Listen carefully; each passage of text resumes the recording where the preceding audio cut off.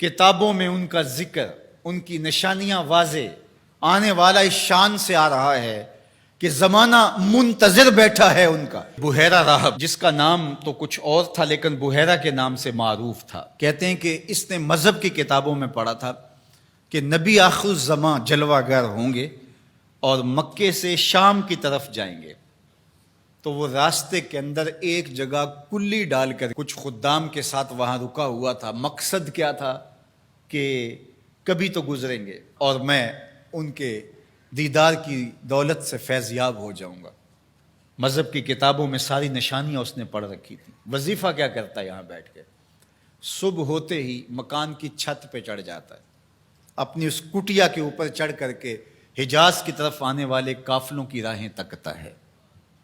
قافلے گزر جاتے ہیں، شام کو پھر نیچے آ جاتا ہے، اگلے دن سویرے پھر یہی عمل شروع ہو جاتا ہے۔ شب ہجر کی سختیاں کوئی اس سے جا کے پوچھے، تیری راہ تکتے تکتے جسے صبح ہو گئی، مدتیں بیت گئی، ماہ و سال گزر گئے۔ ایک دن وہ اپنے مکان کی چھت پہ چڑھا ہی تھا تو ایک قافلہ دکھائی دیا۔ اس نے کیا منظر دیکھا کہ دائیں بائیں کے درخت سجدہ کناں ہیں۔ سمجھ گیا میرا مقصود آ گیا ہے، جس کے لیے انتظار کی گھاتیں تھیں، جس کے لیے منتظر رہا شب و روز، جس کے لیے راستے میں کلی ڈال کے بیٹھا ہوا تھا، وہ مقصود، وہ گوہر مراد آج نصیب ہونے والا ہے۔ تو جلدی سے نیچے اترتا ہے اور اپنے مصاحبوں سے کہتا ہے، جلدی جلدی اس قافلے والوں کا کھانا تیار کر دو۔ کہا کہ پہلے بھی قافلے گزرتے ہیں، یہاں رکتے بھی ہیں، آپ نے کسی کو پوچھا بھی نہیں۔ کہا بس آج کسی کی طفیل ان کو کھانا دیا جا رہا ہے۔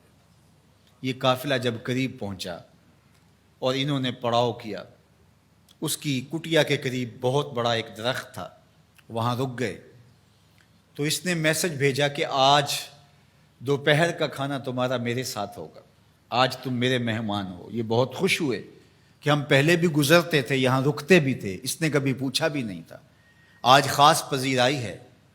کھانے کا وقت ہوا تو وہ آیا، اور جس طرح وہ لوگوں کے مجمع میں کسی کو ڈھونڈ رہا ہو۔ حضور علیہ السلام اونٹوں کے پاس تھے، 12 سال حضور علیہ السلام کی عمر تھی، تو آقا کریم وہاں تشریف فرما تھے اور یہ سارے یہاں کھانا کھانے درخت کے نیچے بیٹھے تھے۔ میرے والد گرامی، اللہ ان کی قبر پہ کروڑوں رحمتوں کا نزول فرمائے۔ تو یہاں ترمذی شریف کے اندر تفصیلی واقعہ موجود ہے، اس میں عربی الفاظ جو ہیں ان کا ترجمہ اپنے لہجے میں وہ یوں کیا کرتے تھے کہ وہ بحیرہ راہب آ کر کے ان سے کہتا ہے کہ بارات آئی بیٹھی ہے، دولہا کہاں ہے؟ بارات آئی بیٹھی ہے، دولہا کہاں ہے؟ پھر حضور علیہ السلام جب تشریف فرما ہوئے تو اب وہ راہب آیا، فَأَخَذَ بِيَدِ رسول اللہ صلی اللہ علیہ وسلم۔ حضور کی عمر کتنی ہے؟ 12 سال، اور حضور کا اس نے ہاتھ پکڑ لیا۔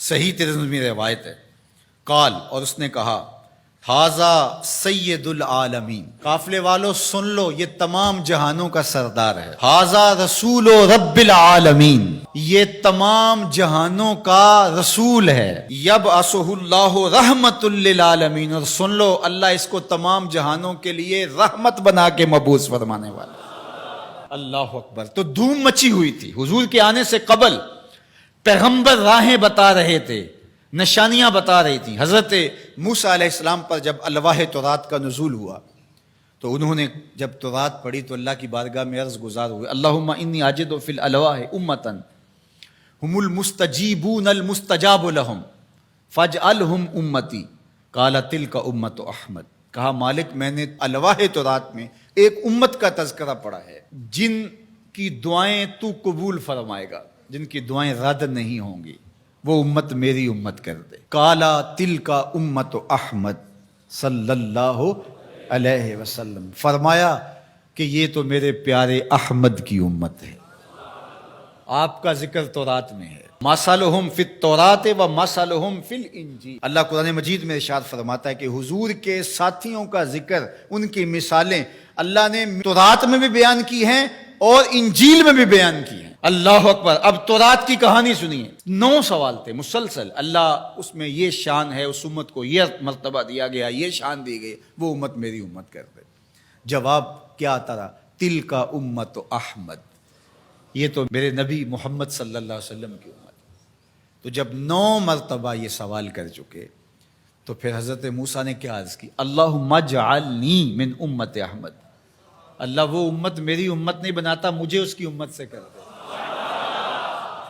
چوں بشانش نگاہ موسیٰ کرد شدن از امتش تمنا کرد. جب حضرت موسیٰ نے ان کی شانیں دیکھیں تو خود آرزو کی مالک مجھے اس نبی کی امت سے کر دے. پیغمبروں نے آرزویں کی، 12 نبیوں کی آرزویں مختلف کتب میں موجود ہیں جنہوں نے یہ تمنا، یہ آرزو کی. یار ہم نے کوئی آرزو تو نہیں کی تھی، ہم نے کوئی منتیں تو نہیں مانی تھی، ہم نے کوئی وظیفے تو نہیں پڑھے تھے، ہم کوئی دعائیں تو نہیں کرتے رہے کہ یا اللہ اس نبی کی امت سے کر دے. ہماری آنکھ کھلی، مقدر جاگا.